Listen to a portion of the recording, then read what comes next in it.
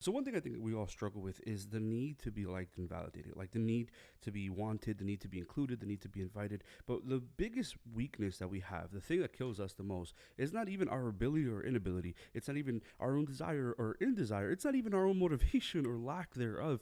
It's our need to want to be seen and validated by other people. And there's so many things that we could dive into that. We will in this episode, in this mountain of not caring about what other people think. Like we are stuck in this mountain because we think that the only way that we will ever be successful or be good is if people validate or like us. And culture in society has proven actually the complete opposite. That the people who are loved and liked the most are not the people who are actively looking for that, but are actually the people who have become so confident in themselves, who have loved themselves so dearly, who have been the pinnacle and putting themselves on the pedestal, so much so that other people like them even more. So the reality is that for a lot of us, we care what people say. We care what they think. We care about their opinion. We care about their statement because it's been conditioned in us that the way we love us, the way we can see and we can know our own approval, that the only way we find meaning and worth in us is if other people say, hey, you're good. If they look at us and say, hey, you're worth loving. If they say, hey, you're worth these things. And the reality for a lot of us is that we have been conditioned from this from childhood. Like think about it. Think about the things that you have gone through. For the most part, for a lot of people, it's because they've desired validation from like their parents, or desired validation from like their teachers or from their peers. They never fit in or never were they were never included in things. So what happens is that this part of us is ingrained to think that we need to receive approval or satisfaction from other people, and that's how we find it in ourselves. And I want to just challenge that. I want to challenge the reality of that in this episode because a lot of us are stuck on this mountain. This is our mountain besides all the other ones. But for the main part, this is our main mountain because we don't become who we want to become by changing who we are to be validated. We don't become this person that we're naturally supposed to be, this person that's inside of you, this person that is living the life that you want to live by pretending to be something that other people like or approve. And again, this web is lining through all these episodes, this reality of people pleasing. But I think that is one of the biggest downfalls that we all face because again, and it's not bad. Okay, I want to just make sure we talk about that because it's not bad to want to be loved. It's not bad to want to be liked. It's not bad to want to be approved of. The bad thing comes into place when it dictates everything else. So it dictates the actions I take, it dictates the things I do, the jokes I say, the life I live. It dictates every aspect of my life because I think that the only way I'm good is if we have that. So diving into this reality, how do we stop caring? Right? How do we stop growing? How do we start growing and stop limiting ourselves and limiting our growth based on what other people feel or think about us? How do we make that a reality? Well, let's first start with why do you need validation? Like think about it. Why is it that I need validation from anyone else? I think it was like Alex Hermosi, like one of these popular podcasters and social media people and business people. He does everything. But he said it once. He said that poor people are staying poor because they look at other poor people and need their approval before they do anything else. Like people are not living out their dream. They're not living out the things that they desire to live because they are looking at other people thinking, well, what would those other people think about me? Like, will they approve of me? Will they add? And something interesting is happening in this time, in this generation where people are kind of waking up. And I think it is because of the power of influence, because of social media, because of podcasts, because of self-help books, because of all these things, because this is a self-help generation. And again, there's like anything good, too much of it and excessive is bad. So even in that aspect, there are too much of this like overhealing and overgrowing thing that is possible, right? You can make this very toxic if you choose to, but the reality is that a lot of people are waking up to this notion, this thought, this growth in them that they don't have to respond to other people. And some of us, that's why we listen to podcasts and do these things. Some of us, we just need to keep hearing that, right? We need this repetition of knowing that I won't be everyone's cup of tea, that I won't fit into every mold, that not everyone's going to like me. And that's absolutely okay. I don't need everyone to like me. When you learn to be firm in you learn that you don't like everyone. There's not every single person in this world. You might be nice, right? You might be inviting and cordial, but it doesn't mean that everyone fits every part of what you want. So what makes you think that you're going to fit that from everyone else? And there's so much freedom when we understand that we don't need to fit that we don't need to look like everything for everyone. We don't have to be liked by everybody. And you won't be. So being able to understand in that and grow in that, it's knowing that I don't need validation. People don't step into the best version of them, the life they want to live, the things they want to do, because they're still begging to be validated by people who can't validate themselves. We're broken people in a broken world, and we all need healing. We all need growth, but we can't dictate who we are based on what others have said. We can't grow and heal and become based on what others are struggling with or are approving of. At the end of the day, external validation will never, ever, ever give you the courage and strength to do what you need to do. It's not going to fill you the way you think you need to be filled, because we're still looking for that from other people, and other people struggle to give that to themselves. They're not going to give it to you. So our first point there is the things that I'm doing, is the actions that I'm taking, are the steps that I'm in, or even the way I feel about myself, is it based on what other people have said or thought? Am I limiting my dreams? Am I limiting my achievements? Am I limiting my trials based on other people's validation of me? Because external validation doesn't exist. They'll never validate you fully because they can't validate themselves. So if we continue to base our joy on fleeting things, and I'd be clear, there's a difference between happiness and joy, right? Because joy is a fruit, right? Fruit of the spirit. Happiness is dependent on things happening. It's dependent on exterior circumstances and things. So we shift what we think should be. We shift our joy, which should be internal and personal, and we think that that's happiness. So we equate the two. It's not. You could be happy today and absolutely miserable tomorrow, but you still have joy in you, knowing that this misery is temporary, but joy is eternal, knowing that this thing that you have in you is for now, or it's forever, and this thing that's outside of you is for now. Have we based our joy, the way we feel we should always feel, on things outside? We've confused it with happiness.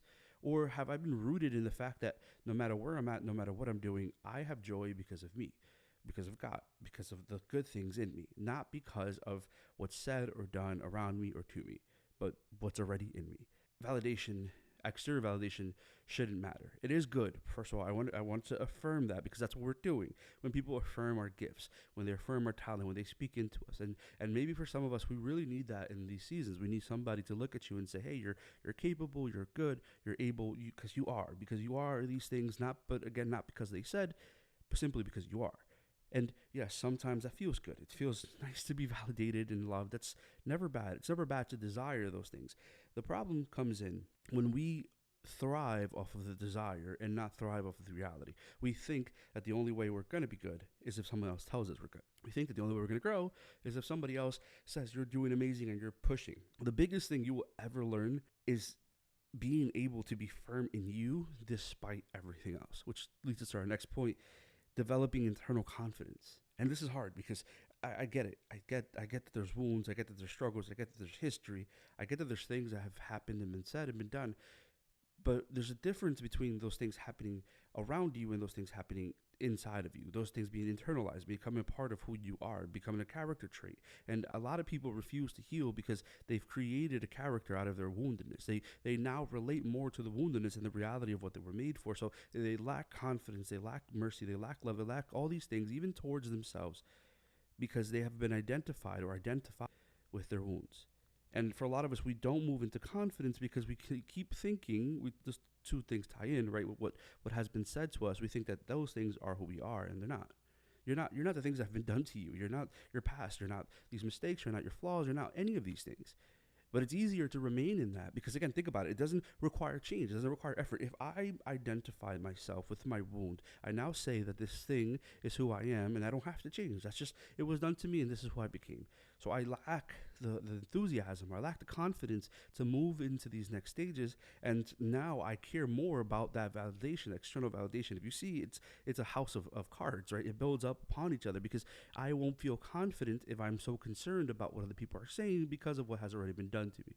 So you build this almost like cell, this jail cell, where you think that everything in the exterior needs to remain out there so you can keep yourself safe, but the reality is that you're the one that's locked up. There's no confidence in that. There's no confidence in us because we've continued to base our validation, our worth, our goodness on our history, on our hurt, on our wound, or even on other people. So I always ask these questions, and I challenge people to ask them themselves. So what's the thing that has your attention? What's the thing that you're stealing from your joy, your goodness, to be able to be in it? I tell this story often whenever I like speak at events, and I omit names because I know people know these people, and if you're a friend of mine for many years, we went to like middle school or elementary school, well maybe not middle school, but definitely elementary school, and you're listening. First of all, shout out to you. You're awesome. Everyone's awesome, but you're awesome for being here for so long. But I always tell the story, and I again omit some names whenever I speak in public places. And it's the story of the first time I ever fell in love. And I tell the story like this. I remember it was like a summer day. It was beautiful, or a warm day rather. It was beautiful, and I saw this girl, and I thought I was gonna call my mom, like, Mom, I found the one. I'm super in love, and it was in Miss Sharp's fifth grade class. And I remember that I realized that this person liked earrings. So what I did, well, actually overheard them say this, or heard her say it. They were in fifth grade. You sit on these things called pods, right? So you have like four seats around, and my pod was near hers. I'm not a creep. I could just hear really well, right? Overheard her tell her friends how much she loved earrings. So I thought to myself, I was going to plan this huge idea, this genius idea. I was going to go to my mom's little treasure box and little earring thing and take some earrings, and they're probably fake anyway, right? And go play some tag. And I was going to tag her and be like, wow, I pick you, I love you, marry me, give her the earrings. At 10 years old, that was super romantic.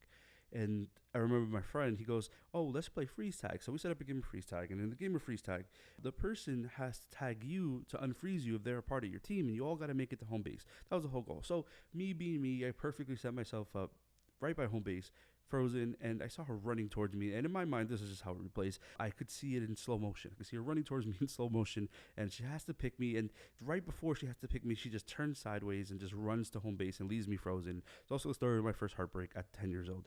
But that was a moment that I realized that. Like, again, for me, is in prayer, these things are often happening. Because in my mind, she was going to tag me, and I was going to be like, wow, you pick me, I pick you, give her the earrings, and be like, I love you, marry me. That was like the whole plot in how I had it set up.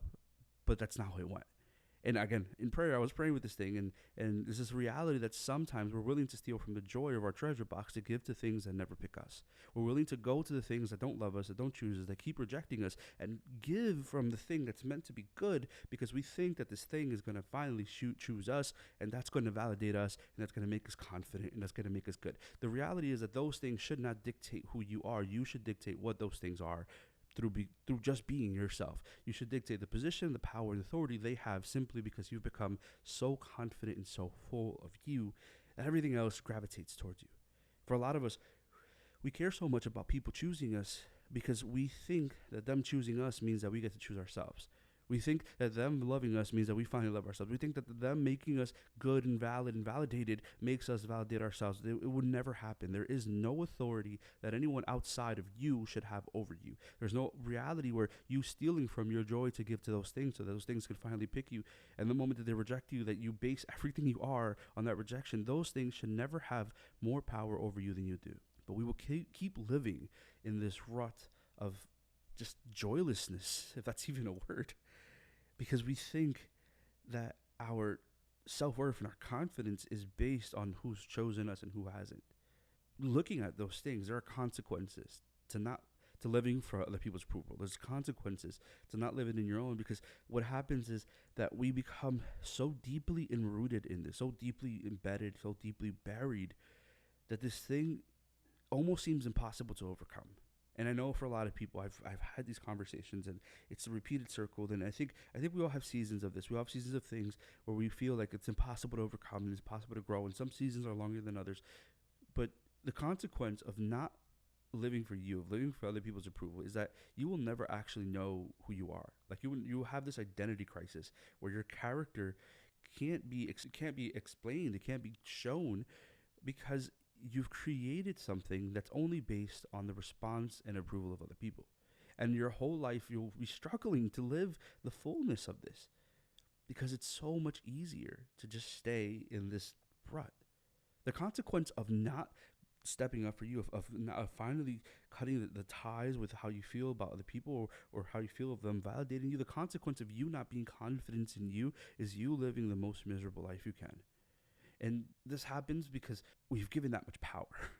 Again, I don't know you're listening. I don't know where you're listening from. I don't know what state of life you're in. I don't know if this is a thing that you've been improving in, and maybe you just need some more validation. I don't know if you're so deep in this that this doesn't even make sense to you. But I need you to understand that there is nothing in this world that will ever bring you more joy than living the life that you desire to live, not the life that you think other people think you should live.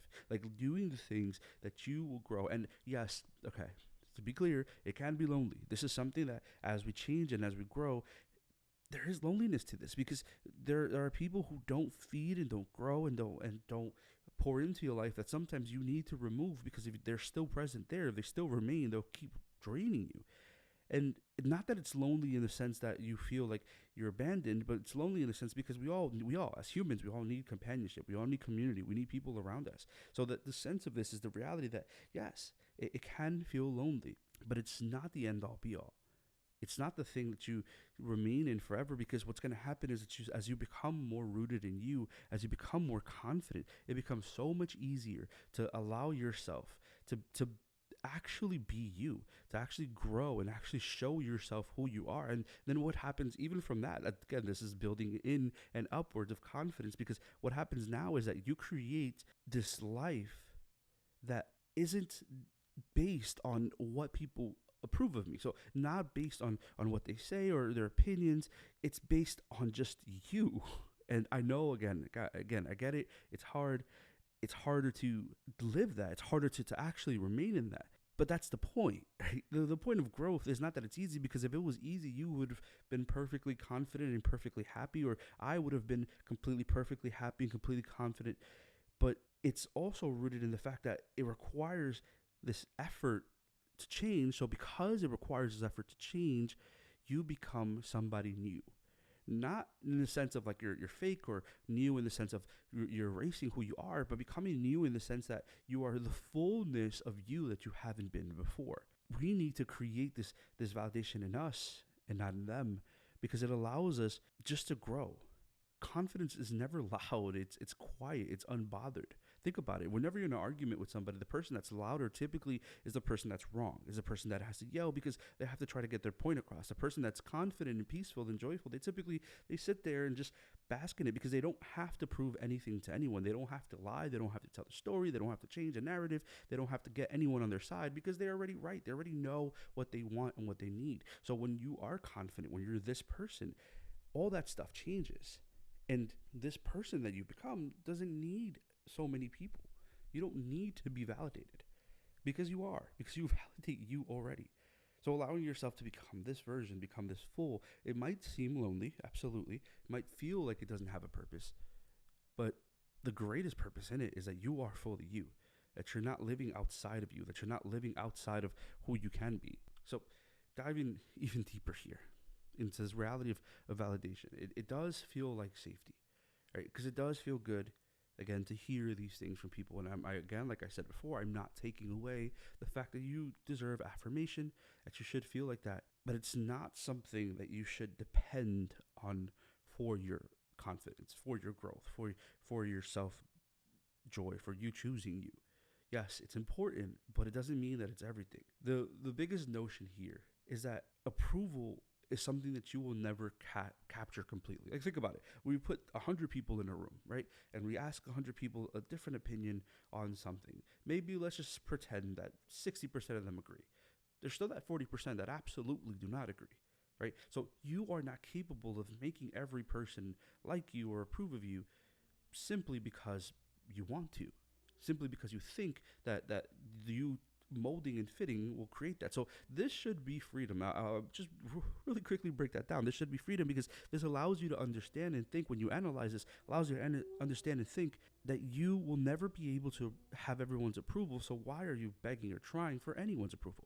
Again, I'm not saying be a jerk and be mean, but know that it doesn't matter, because it won't change the world. You won't change everyone's opinion. You'll just have a group of people that might like you, but it's okay to not have anyone like you, because as long as you like you, their opinions are their opinions, and they're welcome to them. Again, don't be a jerk, don't be mean, don't be arrogant, don't be all these things. Be good, be you, but be so confident and so loving in you that it doesn't matter what anyone else says. We are talking about being judged in this growth and validation in us, and the notion that people are going to judge you anyway. Like, no matter what you do, there's this funny post on social media that happens often that many people quote it, but there's someone who makes a post, made a post, and they said there's no way that everyone's going to agree for over something. If you make this post, everyone's going to argue over nothing, and people jokingly will come into the comments and they'll argue about nothing, literally nothing. They would say, oh, well, that's not true, people will agree, whatever. The reality is that people are going to judge you anyway. They're going to have their opinions, they're going to have their statements. So you finding validation in them choosing you, makes no sense, because their judgment is always going to be persistent in there. You feeling like you need to be loved or grow from it, it's just not going to happen. Your authenticity is a filter. It's actually meant to keep certain people away from you. It's meant to safeguard you. It's the more you show up as your real self, the faster the wrong people find their way out. The realer you, the better you is going to gravitate or bring towards you the people that deserve you, the people that need you, the people that you need, the people that are going to grow and they're going to be good for you. Because again, you do need community. Like, I'm not saying become a hermit and live in a cloister somewhere, but I'm saying that we do need to understand that the realer we are, yes, some people will leave, but some people will return, or some people will come, or will grow in something, because it's how that works. The authentic you who doesn't care about choosing or being chosen is the you that is going to be in places where that's valued. And actually, that's even deeper and more beautiful than we give it credit for, because you are not begging, you simply are, so you're free to be you. It's that concept of getting home and feeling like home. I'm so big on this, actually, that the people around me should feel like home. In my home, I'm not exactly the cleanest person ever. Like, sometimes my house is messy. Sometimes my room, there's clothes everywhere. Sometimes I didn't do anything like that. I'm not saying, again, be a slob, but I am saying that people should feel like home, where you're not this cookie cutter, makeup done, life perfect, clothes neatly packaged away, where you are free to be the authentic you who might in this moment be a little messy and a little broken, a little messed up, but the people around you love that person. You don't have to pretend and put on a mask on, because you don't have to change who you are. These people will gravitate towards you because you are authentically you. The people that you have to pretend, the people that you're looking for validation for, those people will never make you feel like home, because you have to keep everything in a specific way for them to stay there. You're not in this world to be liked. You're in this world, yes, to be loved, of course, because you're meant for love, but you're not in this world to be liked. Then the people who are conveniently, where you're basing your validation from, or basing this authentic you from, they might not like you, or they might like you, but they don't love you. Because the people that love you are those people that are gravitating toward you. And we need to learn to distinguish between people who belong in our life for life and people who are seasons in our life. And cutting off those things, it's going to hurt, because anything we prune is ultimately painful. But the beauty is that there's so much growth in that pruning. We can't, like these plants behind me, there's some of them are dying, right? Some of them have little dry spots. That's how I bought them, by the way. It wasn't my fault. Literally got them yesterday. But what I'm gonna have to do is take scissors and cut those things. I'm gonna have to prune away the dead parts so that the good plant can grow and flourish even greater. When trees burn down, right, some farmers do this on purpose. They burn the trees so that the soil can be fertile and it can have growth. Sometimes there are things in your life that you're going to have to burn away so that the soil can be fertile and it can grow. So the thing that is going to flourish from this place, the thing that's going to grow in here, that you might have thought you needed it in that season, but the reality is that thing has to go so that the good things can grow. You have to remove. Sometimes that's going to hurt because it's painful. It hurts to cut things away. It hurts to burn things. It hurts to prune, but there is no growth in a place of things that are just stagnant and dead. And you thinking that one day they're just going to resolve themselves. Unfortunately, we have to cut away. We have to burn. But what's going to grow next is going to be so much better. It's going to be significantly more beautiful. People pleasing is a trauma response. It's not a personality type. And a lot of us are stuck in that, right? We think that if we are liked, it will heal certain parts of us. We think that if we show up for people the way that we want them to show up for us, they will eventually approve or show up for us that same way. And what's going to happen is that you're going to hurt yourself more thinking that they're going to live or be like you. They're not. and that's okay. It's not their job either to tend those wounds for you. And this hurts to hear, because I think sometimes we think that people are nicer than they are. We think that people are better than they are, but it's not their job to heal that in you. It's not their job to validate that in you. It's not their job to make you feel seen or loved. It's not. It really isn't. It's our job to understand that we are seen and loved, and that it's not the people that are around us, but it's first from internal, and of course from God. But if we keep going back to this rut of thinking that we have to be chosen, thinking that we have to be validated, thinking that our confidence is found in those things, then we'll consistently hurt ourselves. This last point that we're going to touch here is, I think, how the best way to end this. And I think I'm going to leave this more in a thought for you, right? It's a thought pattern, maybe something to sit with today or during the week, and just kind of unpack this reality. Because every time you abandon yourself for approval, you create an inner critic. Listen to that. That hurt, actually. Listen to this. Every time that you abandon yourself for approval, you create an inner critic. Every time that you change who you are or who you want so that people around you can approve of you or love you, you create a new voice in your head that says, well, this is what you did that time, or this is who you are, or this is how you revert to. Every time that you sit here and abandon you for someone else, you begin to resent yourself more. Because whether it's conscious or subconscious, whether small or big, you create something in you because you've chosen them over yourself. You've chosen what they say or what they look like or how they are over yourself. You chose their opinion over your own heart. And we'll continue to stay in this rut of needing to be validated or needing to be chosen because we've created a monster in us. We create this self-betrayal in effort to choose them. I need you to be so confident in you that you just begin to choose you for everything. That it's not just about being loved or liked by other people, but it's really about being loved and liked by yourself. Loving and liking you so deeply and so intimately that it does not matter what they say or do. You have chosen you, and you choose you today, and you will continue to choose you. We will continue to feel invalidated, out of purpose, and just out of love if we continue to stay in that.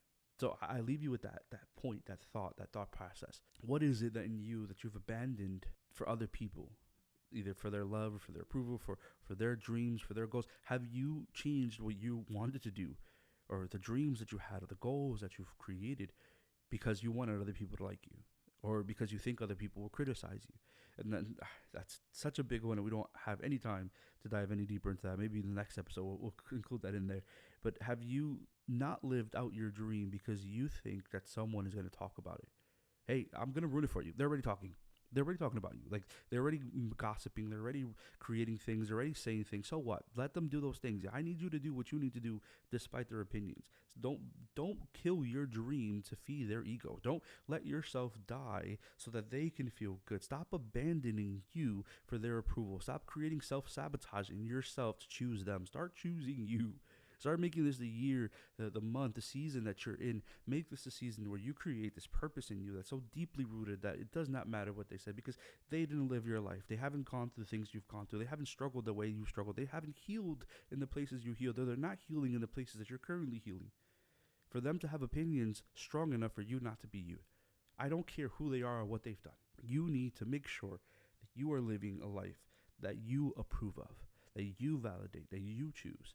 And everything else will gravitate toward you. And whatever the peanut gallery has to say, the peanut gallery is going to say it anyway. I don't care about your comments because you don't live my life. I don't care about your critiques when you haven't done the work that I've done.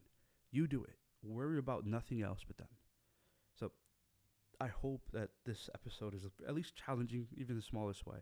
And again, the whole rating thing, I'm going to ask if you liked it, please just go ahead and give some reviews or some 5 stars. I need to start getting that done. I don't really promote that ever because, not that I don't care. I do care. I do care about those things because this is what's going to signify if next year we have another contract or we have more podcast episodes. I do care about that. But at the same time, same sentiment. If it doesn't work, it doesn't work. I'm going to do my job. I'm going to do what I can. And I can't expect anyone else to approve of it. I'm just going to have to show up for it. So thank you for listening. Thank you for being a part of this episode. Thank you literally just for who you are. I need you to understand that you are valid and good as who you are. And you being here is amazing. You listening is amazing. And you walking through this is amazing. So thank you for listening, and I'll catch you on the next one.